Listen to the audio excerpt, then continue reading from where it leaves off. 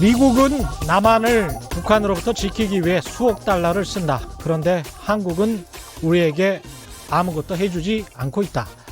지금 읽어드린 것은 2013년 4월, 그러니까 도널드 트럼프 대통령이 되기 전에 폭스뉴스와의 인터뷰에서 한 말입니다.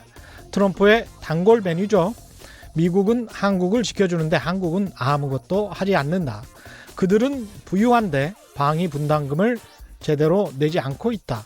그런 상황에서 미국이 막대한 방위비를 부담하면서 과연 한국을 지킬 필요가 있는가?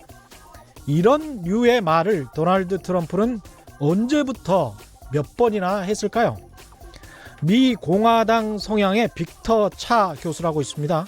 이 사람이 작성한 데이터베이스에 의하면 도널드 트럼프는 1990년 도색 잡지 플레이보이와의 인터뷰를 시작으로 무려 114차례나 이런 류의 말들을 했습니다.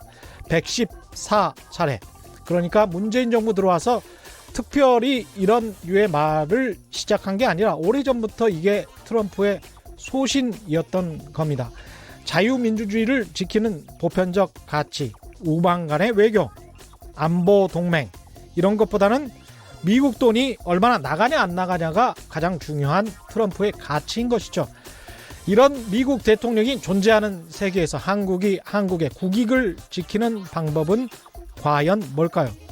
그냥 과거처럼 미국의 예스맨이 되면, 무조건 미국 대통령 말만 잘 들으면 우리 한국의 국익이 지켜질까요?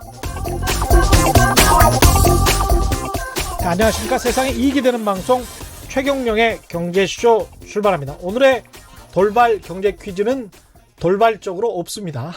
유튜브에서 실시간 생중계하고 있으니까요. 재밌게 봐주시고요. 인사드리겠습니다. 안녕하십니까.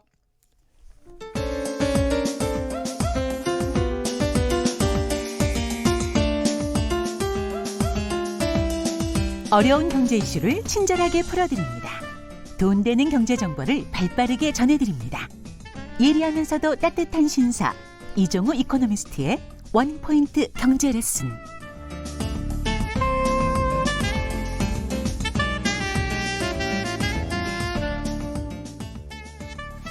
네, 투자와 경제 흐름을 적확하게 분석하고 알기 쉽게 해설해주는 원포인트 경제 레슨 시간입니다. 오늘도 이종우 이코노미스트 나오셨습니다. 안녕하십니까? 예, 안녕하십니까?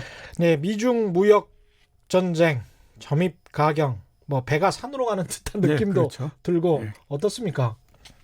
금요일 날 저녁에 갑자기 새벽에 갑자기 얻어터진 형태여가지고요. 예. 미국 시장도 굉장히 많이 하락했고 우리나라 시장도 굉장히 많이 하락했고 이런 예. 형태였습니다. 오늘 우리나라 시장 굉장히 하락했죠. 예, 32포인트 하락을 했죠. 그랬네요. 1916.31이네요. 코스피가. 예. 그 내용서부터 잠깐 말씀드리게 되면요.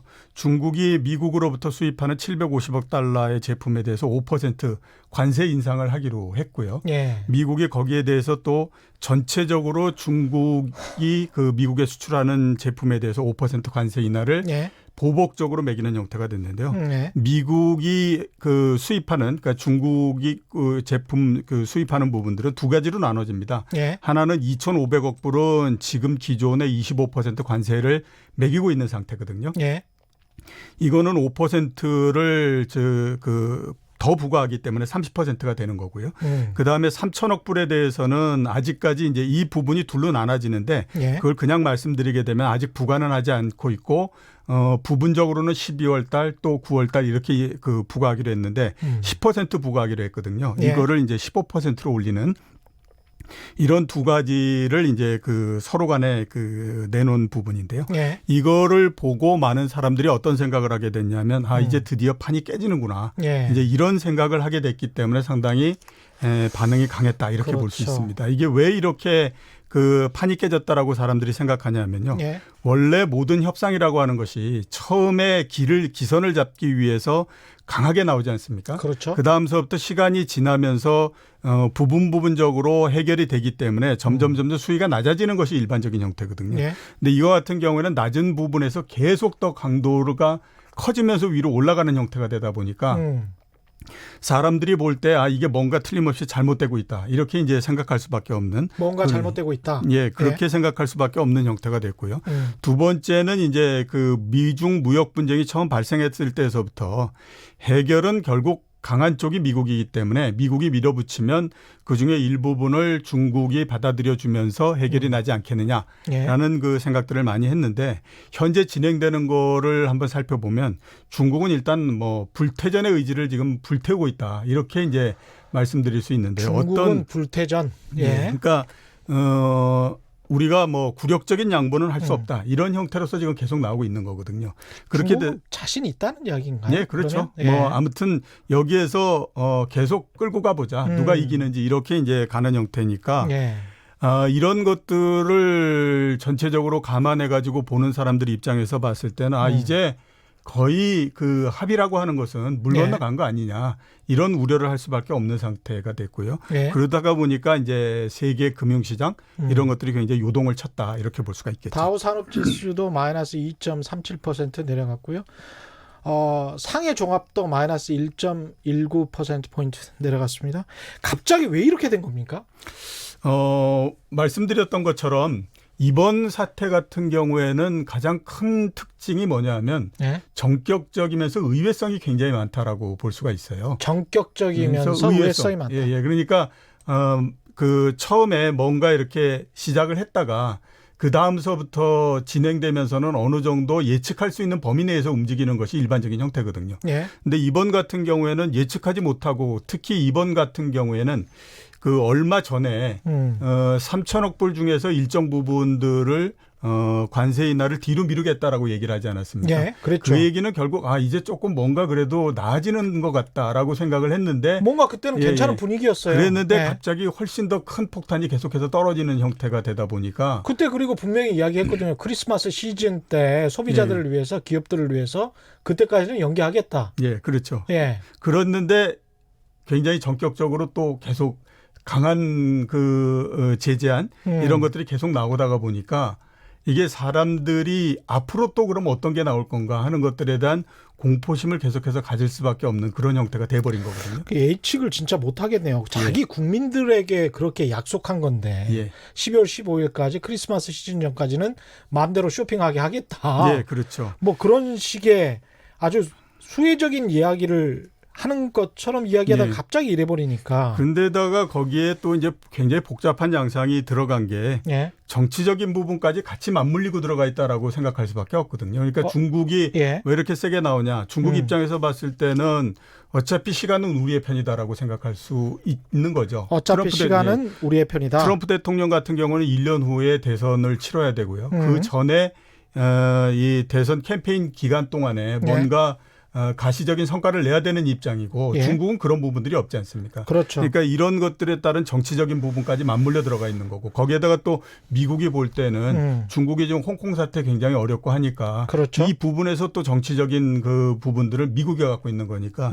이런 굉장히 복잡한 양상으로서 돼버리는 형태가 되니까 서로 유리한 고지를 점유하기 위해서 굉장히 갈등이 많이 일어날 수밖에 없는 거고요. 미국 대통령 선거도 내년 11월이니까. 네, 그렇죠. 예. 그렇게 되다 보니까 이제 이렇게 생각할 수밖에 없는 거죠. 이게 중간에 뭐 조금씩 합의가 되는 스몰 딜 이런 건 없고 예. 결국 양쪽이 다 카드를 내놓고 전체적으로 한꺼번에 그냥 다 그 타결이 되는 그런 형태가 돼야 되는데 과연 그게 가능하겠느냐라고 하는 것에 대한 의문 이런 것들이 계속될 수밖에 없다라고 봐야 되는 거죠. 어떻게 보면 홍콩 사태에 관해서 미국이나 서방국들이 개입하지 말라라는 시그널일 수도 있을 것 같습니다. 예, 그렇죠. 예, 중국은 미중 무역 협상에서 뭐 노딜 시나리오를 준비하고 있다. 예. 뭐 이런 이야기도 들리는데 중국이 말하는 노딜 이거는 진짜 딜이 없는 거죠. 예, 합의가 안 난 상태에서 상당히 오랜 기간 동안을 가는 건데요. 그냥 쭉 가겠다. 예, 지금 대체적으로 예상이 그래도 올해 내에는 뭔가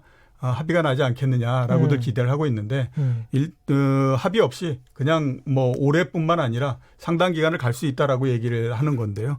그건 앞에서 제가 말씀드렸던 것처럼 시간은 중국 편이다라고 중국은 보고 있는 거죠. 그렇기 때문에 노딜로서 계속 간다고 하더라도 우리 입장에서는 어려울 게 없다라고 생각하니까 중국은 그러면 우리의 요구가 상당 부분 받아들여지기 전까지는 우리는 합의를 하지 않겠다라고 가는 거죠. 그럼 그 전에 예상했던 올해 안에 합의를 할 가능성도 있다. 이런 전망들은 전혀 이제 가능성이 없는 겁니까? 사실상 쉽지는 않은 상태가 됐다고 예. 봐야 되죠. 그러니까 그동안에 많이들 얘기하는 것이 스몰 딜, 빅 딜 이런 예. 얘기들 많이 했지 않습니까? 그러니까 예. 부분적으로 계속해서 합의를 내가는 형태로서 간다라고 하는 건데 지금까지 계속 그런 형태로서 진행이 됐던 걸로 생각이 되는데요. 그렇죠. 전체적으로 스몰 딜이라고 하는 것이 전혀 합의가 되지 않고 있는 상태이기 때문에 결국 모든 거를 다 놓고 한판 승부를 벌리는 수밖에 없는데 조그만 것도 합의가 안 되는 상태에서 한판 승부가 합의가 나겠느냐라고 하는 것에 대해서 사람들이 걱정을 할 수밖에 없는 거죠. 이 트럼프 미국 대통령은 자신이 원한다면 양국 간 무역 전쟁을 국가 비상사태로 선언할 예. 수 있다. 뭐 이런 이야기도 했다고 하는데 예. 이게 국가 비상사태는 뭐고 이게 선언이 되면 어떤 효과가 있는 건가요? 국가 비상사태는 예. 잘 아시는 것처럼 천연재해가 굉장히 크게 났다던가 예. 이럴 때 이제 국가 비상사태를 그렇죠. 선포하지 않습니까? 예. 근데 무역 전쟁 때문에 국가 비상사태를 선포한다는 거는 굉장히 비현실적이다라고 봐야 되겠죠. 그렇죠. 예. 그러니까 그거는 어떻게 생각하면 굉장히 정치적인 수사다라고 볼 수 있는데 무역 전쟁이라고 하는 것은 협상의 과정이기 때문에 이게 틀어진다라고 해서 어떤 비상사태가 나거나 이런 부분들은 아니기 때문에요. 그렇죠. 예, 그런 식으로 그거는 따지면 미국은 항상 국가 비상 사태였죠. 무역 적자가 오랫동안 예. 심했으니까. 그것뿐만 아니라 모든 나라들이 굉장히 국가 비상사태가 될 가능성이 굉장히 높죠. 그렇습니다. 나라가 원하는 부분들이 항상 되는 거는 아니니까요. 예. 2261님은 듣기 좋고 보기 좋은 꽃놀이도 한두 번이라고 한국 방위비 운운하는 트럼프도 이젠 송곳니 한두 개 빠진 호랑이 신세가 되지 않았나 생각합니다.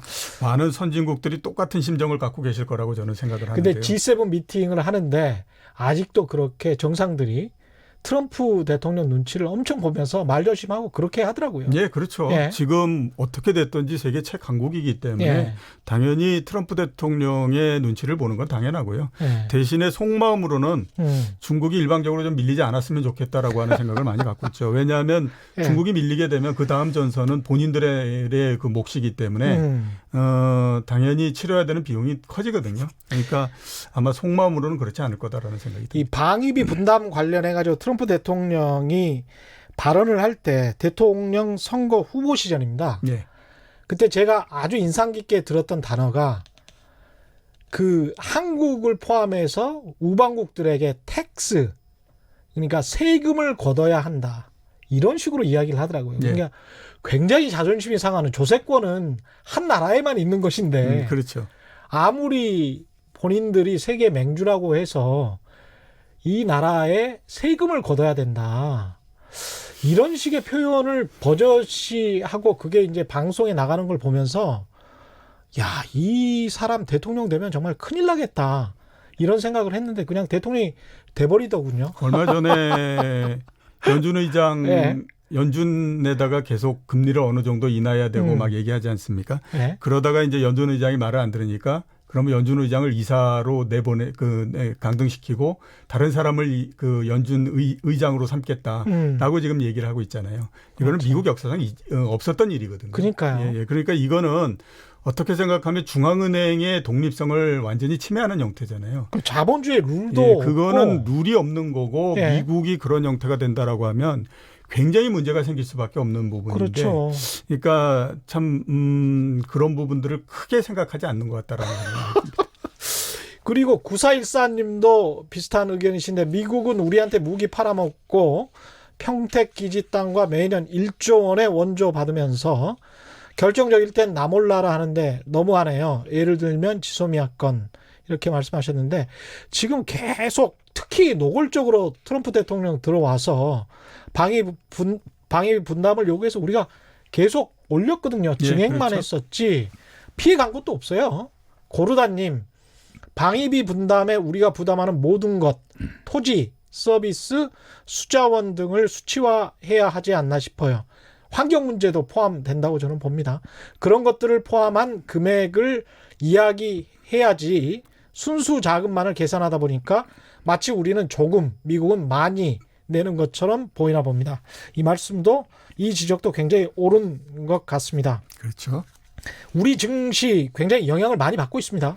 예, 그렇죠. 특히 오늘 뭐 이렇게 해서 크게 영향을 많이 받았는데요. 최근에 주식시장이 움직이는 거를 한번 살펴보면 제일 요동을 많이 칠 때가 미국하고 중국의 무역 분쟁이 우리가 생각하지 않았던 갑자기 어떤 새로운 재료 이런 것들이 나왔을 때에 예. 요동을 굉장히 많이 치거든요. 예. 그게 이제 금요일 날도 똑같은 형태였다라고 봐야 되는데, 예. 그러니까 주식 그 시장 입장에서는 제일 싫어하는 것이 불확실성이라고 하는 거를 제일 싫어하거든요. 예. 근데 갑자기 있다가 새벽에 뭐 이렇게 그래서 관세를 인상하고 안 하기로 했던 걸 하고 이렇게 하면 그 다음에 어떤 생각을 갖냐면요. 이게 또 어느 순간에 예상치 못했던 또 뭔가가 나오는 거 아니냐 이런 생각을 할 수밖에 그렇죠. 없기 때문에 주식시장이 이 부분들에 대해서 굉장히 민감하게 반응할 수밖에 없다. 그때도 말씀하셨지만 제일 싫어하는 게 불확실성이라며요. 예, 그렇죠. 예, 근데 계속 불확실하니까 트럼프의 속마음을 이메일 알까요? 다른 사람들은 전혀 모른다라고 볼 수밖에 없죠. 예. 미국 사람들도 모르기 때문에요. 금요일 날 주식시장 같은 경우가 상당히 올라서 괜찮게 시작을 했다가 갑자기 중간에 막 떨어져 버리는 형태가 됐거든요. 미국 예. 시장이요. 예. 저녁 때. 그것도 마찬가지로 월가도 그런 부분들에 대해서 굉장히 신경질적인 반응을 보인다. 이렇게 볼 수가 있겠죠. 지금 돌이켜 생각해 놓고 보면 제일 처음에 트럼프가 대통령이 되고 난 다음에 조각을 할 때 예. 그때는 어떤 뭐랄까요 자유무역주의자들과 보호무역주의자들이 1대1 정도의 구도로 내각에 있었는데 한 2년 지나고 나서 그 사람들이 다 쫓겨나 버렸거든요. 예, 그렇죠. 그리고 난 다음에 이제 완전히 보호무역주의자들 폐쇄적인 어떤 민족주의자들이 득세를 하고 난 다음에 계속 이런 양상이 벌어지고 있는 거니까. 예, 그쪽으로 계속 몰기 때문에 당연히 그렇죠? 이제 뭐 참모들도 그런 사람들만 남게 되는 거죠. 그러니까 완전히 중국 탓이다. 중국도 물론 잘못한 게 있죠. 예. 이제까지 계속 지적재산권 침해도 했고 잘못한 게 있지만 이렇게까지 미국이 할 필요가 있나. 세계 경제를 망치면서 그런 생각이 듭니다. 도수연님, 어떤 전문가분들은 중국이 이미 국가부채가 급격히 늘어나고 있고 안유아 교수가 예. 지난주에 그랬던 것 같습니다. 지방정부의 부채도 심각해져서 앞으로 중국이 여유가 없다는데도 왜 이렇게 자신만만하게 시간은 중국 편이라고 버티고 있는 걸까요? 이거 한번. 예. 국가 부채, 지방 정부 부채 이런 것들이 심각하다라고 하는 거는 예. 뭐 심각한 거는 맞는데요. 문제는 이게 어느 날 갑자기 뭐 짧은 시간 내에 문제가 생기거나 그럴 가능성은 없는 거거든요. 그러니까 사안에 따라서 예. 문제가 발생하지 않을 가능성도 있고요. 그다음에 그렇죠. 상당히 오랜 시간 후에 발생할 수도 있고 뭐 이런 부분들입니다. 그런데 제가 말씀드리는 시간은 중국 편이다라고 하는 거는요. 정치적 일정에 맞춰서 생각을 정치적 하는 거죠. 일정에 예. 맞춰서. 내년도에 11월 달에 미국은 대선을 치러야 되고 특별한 일이 없다라고 하게 되면 공화당 후보는 도널드 트럼프 대통령이 그 재선을 위해서 나오지 않습니까? 예. 그러면 최소한 이 그 본인이 일기 정부를 했을 때에 일기 임기 때에 어떤 성과를 냈다라고 하는 거를 얘기할 수 있으려면 예. 그게 공화당이 후보를 확정하는 내년도 6월 내지 뭐 이때까지는 가시적인 성과를 내야만 되는 거거든요. 그렇죠. 그런 입장에서 보면 중국 같은 경우에는 그런 것들이 없지 않습니까? 당연히 그냥 중국이, 일당 독재니까요. 예, 예. 중국이 당연히 시간상으로 봤을 때는 유리하다 이렇게 볼 수가 있는 거죠. 근데 이제 그 안유아 교수의 주장 중에 좀 흥미로웠던 게 3조 1천억 달러 정도 되는 중국의 외환 보유고가 결국은 한 1년이면 소진될 수 있다. 이것저것 예. 따져보면. 예. 그런 이야기를 들었었는데 저도 이제 그때 그 다시 질문은 못해서 안유아 교수 모시고 다시 한번 질문은 해봐야 되는데 예. 중국이 가지고 있는 그 다른 자산들 있지 않습니까? 예.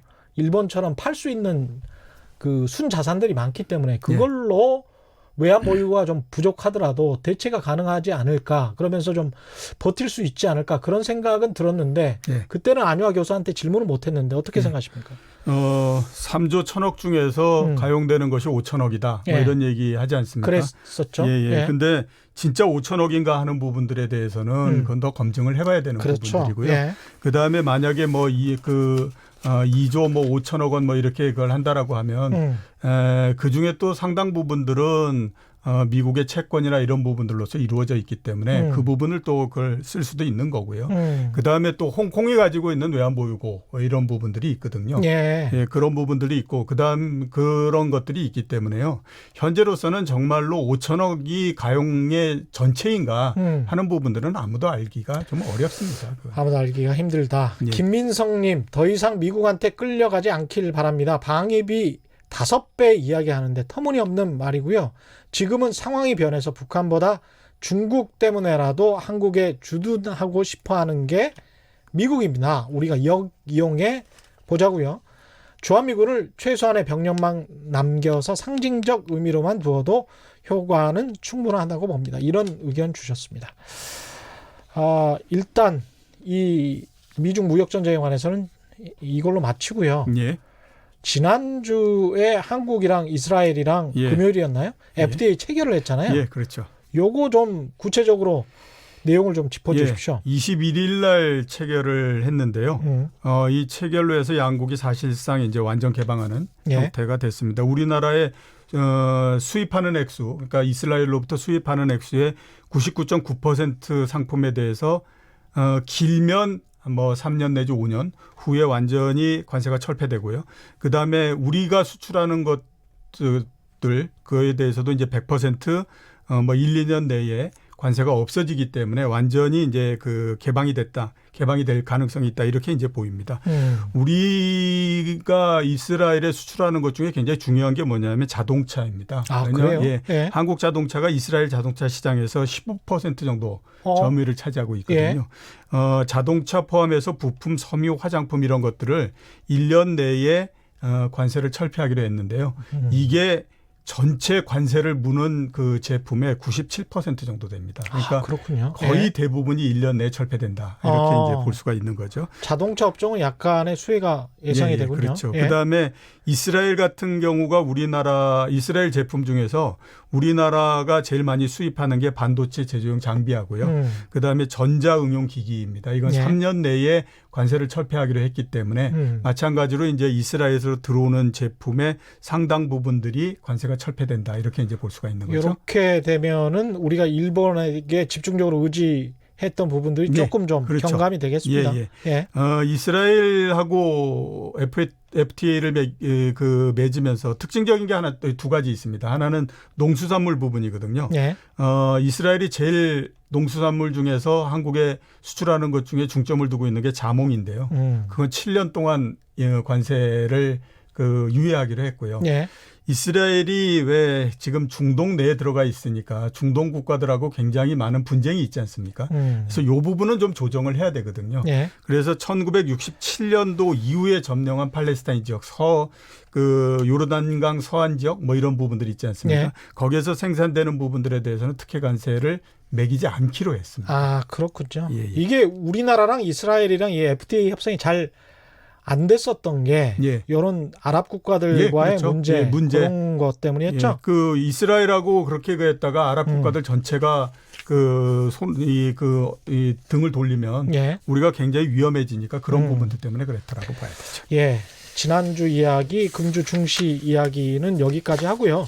오늘 본격 주제로 들어가 보겠습니다. 오늘 준비해 주신 주제는 뭔가요? 예. 주가가 굉장히 많이 하락하고 있고요. 앞에서 말씀드렸던 것처럼 1916입니다. 대신에 집값은 상승하고 있습니다. 집값 상승하고 있군요.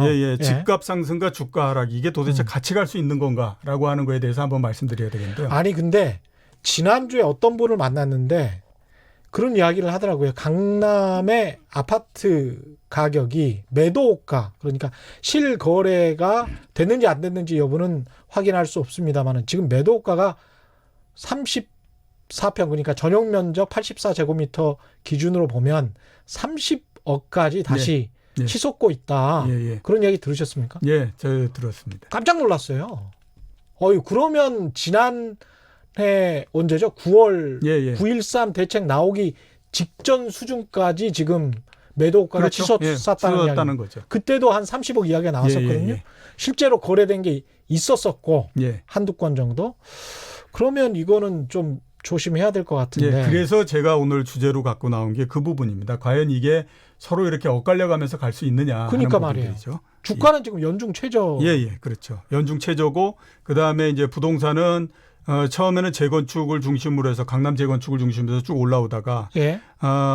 그 정부가 이제 뭐 사상 최고치니 어쩌니 막 얘기를 하니까 분양가 상한제 발표하지 않았습니까? 그랬죠. 그리고 나서는 또 기존의 아파트 기존의 신축 아파트. 신축 아파트 이쪽으로서 움직인다라고 이제 이렇게 가기 때문에 이게 과연 이렇게 계속해서 같이 갈 수 있느냐 하는 부분들이 계속 이제 관심거리다. 언론도 계속 그런 이야기를 하죠. 예. 이게 귀해지니까 예. 5년 이내에 신축한 아파트들이 귀해지니까 예. 그쪽으로 수요가 몰릴 수밖에 없다. 예. 그렇게 되면은 예. 올라갈 수밖에 없다. 이런 예. 이야기를 하는데. 그래서 한번 제가 이 부분들을 조사를 해봤는데요. 예.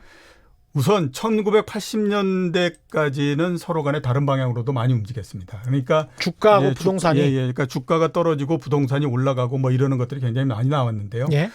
1990년 이후로는 둘의 방향은 똑같습니다. 다만 시차가 있었을 뿐이다. 라고까지 둘의 방향은 똑같다라고 볼 수 있는데요. 먼저 이제 1990년대에 이 부동산이 언제 그 피크를 치냐 하면요. 91년도 1월 달에 피크를 치거든요. 91년도 1월 달에. 예. 그리고 나서 한 2% 정도 하락을 하는데요. 예. 이게 우리나라 부동산 특히 강남의 아파트 이런 것들의 가격이 형성된 이래로 처음으로 하락을 했던 그 국면이었었습니다. 예. 그리고 이 하락을 한번 하고 그 다음에 어떻게 됐느냐 하면 외환위기가 97년도에 나지 않습니까? 예. 그때까지 5년 동안에 걸쳐서 계속해서 옆으로 기는 횡보 국면이 나옵니다. 주식시장 같은 경우에는요. 89년도 4월 달에 그러면 잠깐만요. 90년대 초 중반까지만 해도 예. 그렇게 아파트 가격이 많이 오른 게 아니었군요. 예, 그때 지금 기준으로 따지면 그렇게 높았다라고 볼 수가 없죠. 왜냐하면 그 당시에 예. 대치동의 음마 아파트 31평 예. 이게 얼마였냐면 1억 3천만 원 정도를 했었으니까요. 그렇군요. 예, 그러니까 예. 뭐 그 당시 기준으로 봤을 땐 높다 낮다 얘기할 수 있지만 지금 기준으로 굉장히 낮고요. 그 당시에 금융권의 평균적인 연봉이 어느 정도였냐면 대충 4천만 원 정도였었어요. 예. 그러니까 한 3년 정도의 연봉을 모으면 음마 아파트 한 채를 살 수 있는 거였죠. 그랬네요. 그렇죠. 근데 지금은 많이 된다고 해도 8천만 원, 9천만 원 정도인데 그러면 15년 넘게 거의 20년 정도를 모아야 되니까 굉장히 많이 벌어졌다라고 소득은 별로 오르지 않았는데 중산층의 경우라도 그랬는데 아파트 가격은 훨씬 더 많이 올라버렸군요. 예, 그래서 말씀드렸던 것처럼 91년도서부터 부동산 가격이 1차적으로 한번 떨어졌었는데 주식 같은 경우는 89년도 4월 달에 고점을 쳤었거든요. 89년 4월에 그러니까 고점이었고 89년도에 고점이었고 91년 1월에 부동산 고점이니까 2년 정도의 시차가 생긴 거죠. 그죠? 방향은 비슷한데 시차만 이렇게 시차만 거죠. 있었다. 예, 두 번째로 한번 보면요. 2010년도 1월 달에 그 부동산이 특히 강남의 부동산 이런 게 그 피크를 칩니다. 예. 그리고 2013년 말까지 4년 동안에 걸쳐서 9.3%가 떨어지거든요. 9.3%? 예, 굉장히 많이 떨어졌죠. 거의 10% 떨어졌으니까 우리나라 부동산에서 이렇게 굉장히 많이 떨어졌던 경우는 거의 없습니다. 예. 주식시장은 2008년도 정도서부터 하락을 하기 시작을 했었거든요. 예. 그러니까 이때도 마찬가지로 보면 한 2년 정도 지나서 내려가기 시작을 했고 했었는데 특징적인 건 2010년도 1월 달서부터 부동산 가격이 떨어졌던 건요. 특별한 어떤 이유가 없었습니다. 그러니까 그냥 가다가 자기 힘에 못 이겨서 이렇게 주저앉아 버리는 형태가 돼버린 거거든요. 이때 그러니까 2008년 9년에 금융위기 때문에 좀 시달리다가 부동산이 좀 늦게 떨어진 그런 걸로 볼 수도 있지 않을까요? 금융위기가 나면서 크게 떨어졌다가 바로 반등을 해가지고 거의 최고치 부근까지 올라왔었죠. 올라오고 어느 정도를 좀 견디다가 2010년도 들면서부터 그냥 시름시름 계속해서 내려가기 시작을 해서 그랬군요. 4년 내내 하락을 해버리는 형태가 된 거죠. 우리는 항상 왜 그런데 부동산 가격은 오르기만 했다. 강남 그렇죠? 아파트는.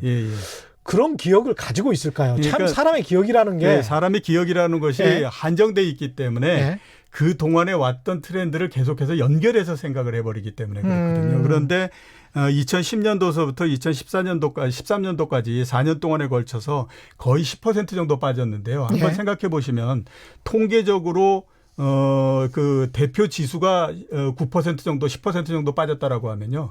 개별 아파트 거기에다가 또 매매 호가 이런 것들은요. 거의 25% 정도씩 하락을 해버립니다. 그렇게 되거든요. 자, 예. 이번 같은 경우에 한번 보시면요. 예. 작년 1월 달서부터 주가가 하락을 했기 시작했기 때문에 예. 지금까지 1년 8개월 정도 주가가 하락을 하고 있는 겁니다. 그러네요. 자, 과거에 2년 정도 지나면 부동산 가격이 내려오기 시작했다라고 따지면요. 아. 이제 얼마 안 남은 겁니다. 그렇게 볼 수도 있겠네요. 예, 역사적으로 보면. 예, 그렇기 때문에 자, 지금 이제 뭐 부동산 어쩌고 저쩌고 막 얘기하고 있는데 예.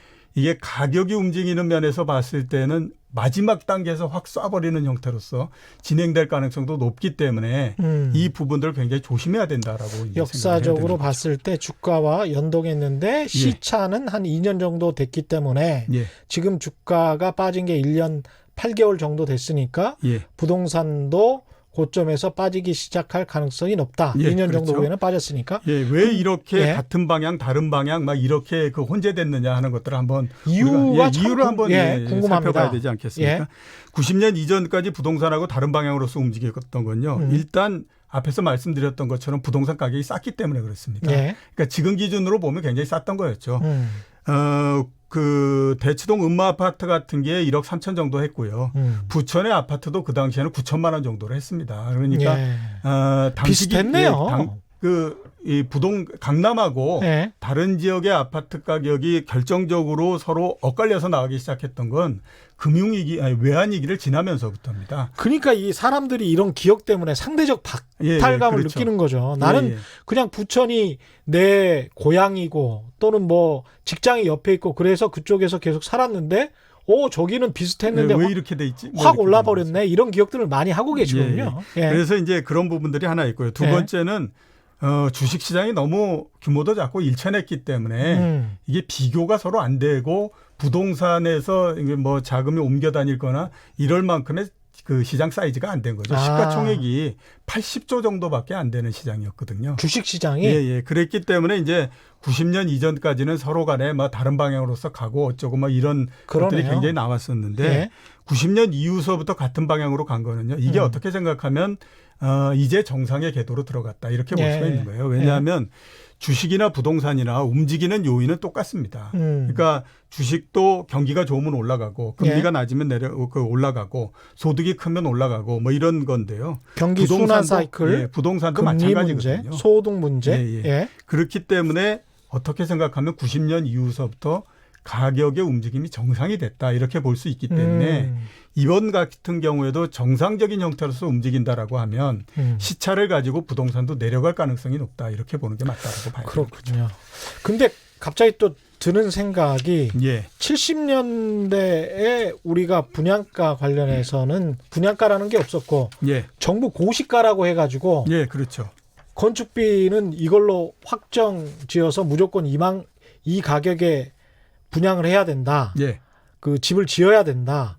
이렇게 거의 뭐 지금 생각하면 공산주의 같은 예. 그게 이제 70년대 박정희 정부 시절이었고 89년에 들어서야 분양가가 연동제가 되거든요. 예, 연동제가 되죠. 시장이랑 비슷하게 연동이 되고 그 시장의 어떤 상황을 원자재 가격이나 이런 것들을 노무비랄지 이런 거를 그 기업들이 넣기 시작한단 말입니다. 예. 표준 품셈이라는 것도 나오고 그렇게 생각해 보면 90년대 이후에야 부동산이 시장처럼 움직이기 시작했다 이렇게 해석할 그렇죠. 수도 있겠습니다. 그렇게 해석할 수도 있죠. 예.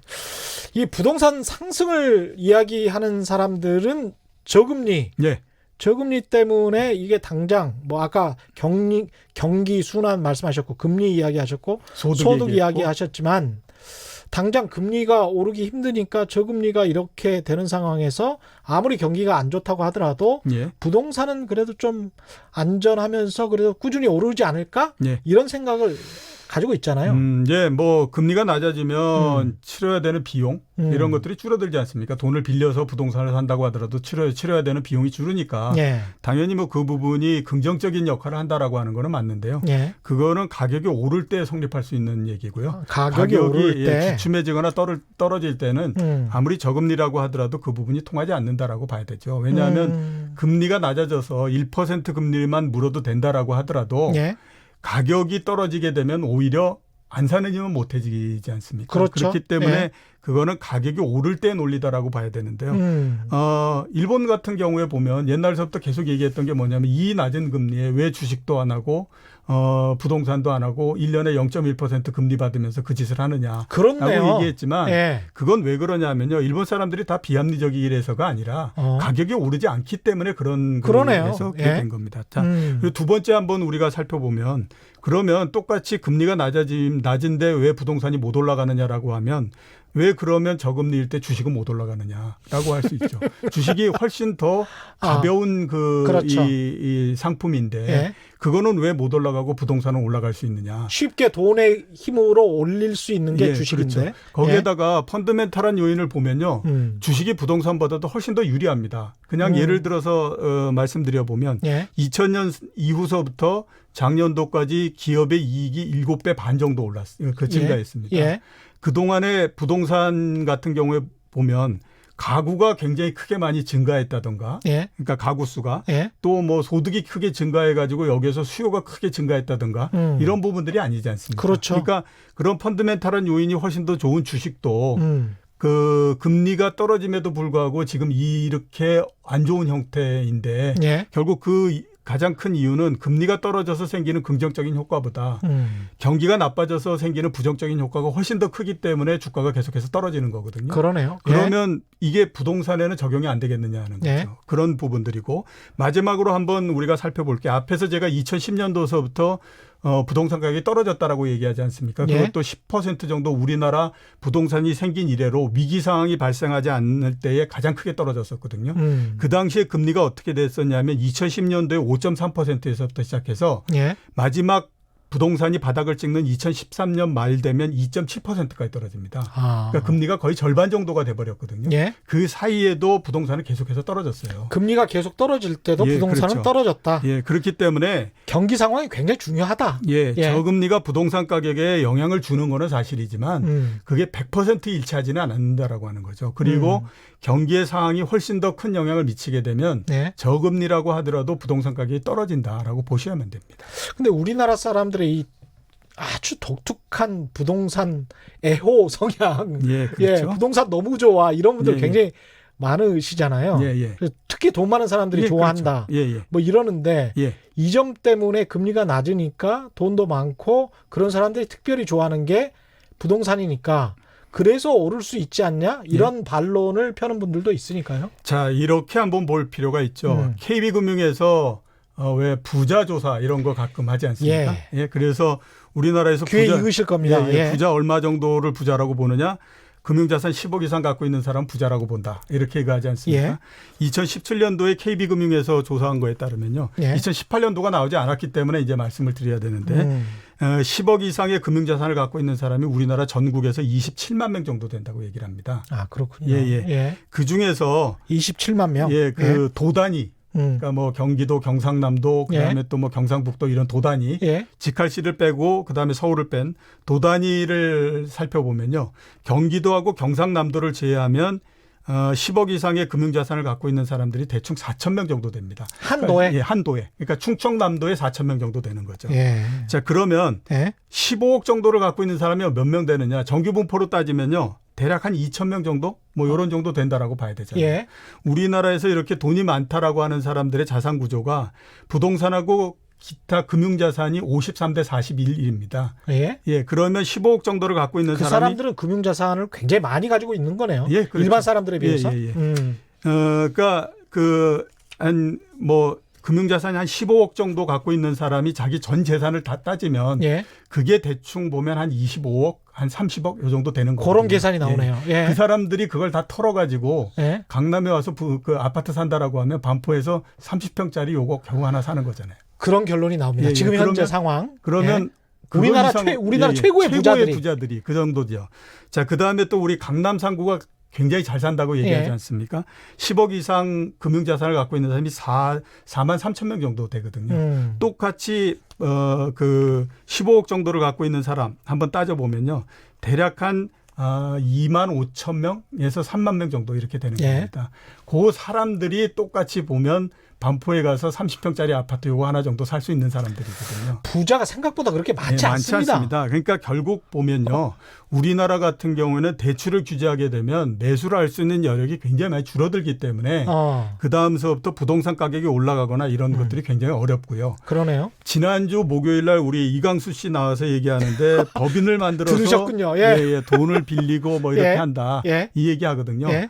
주식시장을 보는 제 입장에서 봤을 때 이건 굉장히 위험한 겁니다. 왜냐하면 뭔가를 못하게 막는데 다른 길을 뚫어가지고 계속 간다라고 하는 거는요. 예. 가격이 거의 맨 마지막 국면에 왔을 때에 하는 일이거든요. 그러네요. 그렇기 때문에 예. 이런 부분들을 보더라도 소득이 많고 저금리가 되기 때문에 굉장히 좋다. 뭐 이런 부분들이 있잖아요.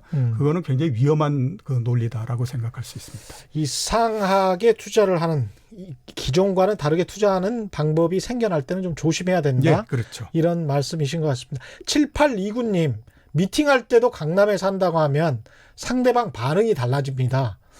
그런가요? 그런가요? 슬프네요. 8824님, 저 부천 사는데 똑같은 사람도 강남에 살면 사람 인상이 달라 보인다고 느껴집니다.